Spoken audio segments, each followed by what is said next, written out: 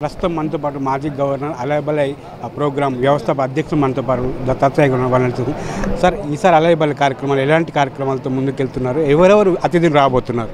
అలయబలై కార్యక్రమం ప్రతి సంవత్సరం చేసే విధంగా ఈసారి కూడా గవర్నరు ముఖ్యమంత్రితో పాటు మంత్రులు, కేంద్ర మంత్రులు, పార్లమెంట్ సభ్యులు, ఎమ్మెల్సీలు, ఎమ్మెల్యేలు వాళ్ళందరినీ కూడా ఆహ్వానించడం జరిగింది. అలాగే వివిధ పద్మశ్రీ వచ్చిన వాళ్ళు, అలాగే డాక్టర్స్, అడ్వకేట్స్ ఇట్లాంటి ప్రముఖులు కూడా ఆహ్వానించడం జరిగింది. మిగతా సామాజికంగా ఉన్నటువంటి అన్ని వర్గాల వాళ్ళకు కూడా మనం ఆహ్వానించడం. కాబట్టి అలయబలై అనేది ఇది ఒక ఆత్మీయతకు, ప్రేమకు, రాజకీయాలకు అతీతంగా అన్ని పార్టీల నాయకుల్ని ఆహ్వానించి సీనియర్ నాయకులు కేశవరావు గారు, హనుమంతరావు గారు లాంటి వ్యక్తులు, జానారెడ్డి గారి వ్యక్తుల్ని వాళ్ళని కూడా ఆహ్వానించడం జరిగింది.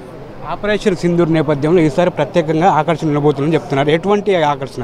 అంటే ఆపరేషన్ సింధూరు జరిగినటువంటి విషయాన్ని మేము ఒక మంచి పాట రూపంలో రూపొందించి ఎవరైతే ఆపరేషన్ సింధూర్లో పాల్గొన్నటువంటి ఆంధ్ర తెలంగాణ కమాండెంట్ ఉన్నాడో, ఇన్ఛార్జ్ ఉన్నాడో వాళ్ళని సన్మానించి దాన్ని మేము ప్రజల దృష్టికి తీసుకురావడానికి ప్రయత్నం చేస్తున్నాం.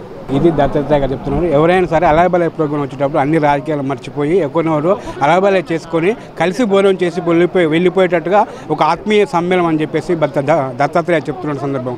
Cameraman Srikanth, Metro TV, Rajasekharachari, Hyderabad.